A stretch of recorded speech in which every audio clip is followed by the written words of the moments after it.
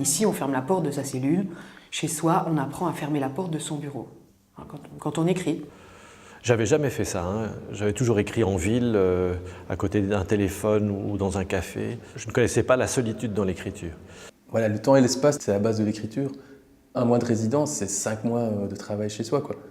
Pour moi, l'écriture, j'ai l'impression toujours que je glane des bouts de monde, des petits débris de choses, des mots, les mots des gens. Voilà, pour moi, ce qui paraît anodin comme un vieux papier, comme un débris entre deux pavés, c'est des trésors en fait.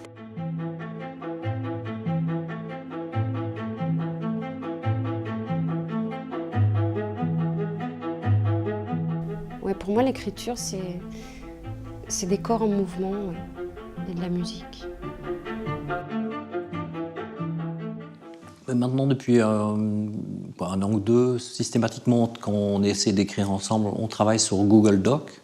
Donc on ouvre un document commun et puis on intervient. Dès qu'on a une espèce d'ébauche, une idée, mais qui n'est pas encore formée, avant justement même qu'elle soit formée, elle est rendue publique. L'écriture, c'est mon quotidien. Et donc j'écris, à l'époque j'écrivais beaucoup plus au café, chez moi, sur un banc, au creux du monde. Si je fais du théâtre, c'est parce que j'arrive pas à dire quelque chose. Sinon je ferais pas du théâtre, je le dirais. L'écriture, c'est très complexe. Il y a une grande période de maturation.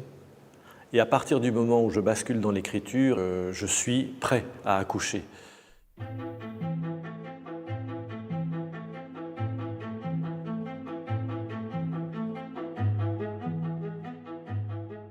C'est sûr qu'à la Chartreuse, c'est un endroit magnifique, à la fois pour être complètement isolé si on le souhaite, et en même temps relié à d'autres gens qui sont là, relié à d'autres personnes qui font le même travail. Qu'est-ce que la résidence apporte à un auteur ? Du temps.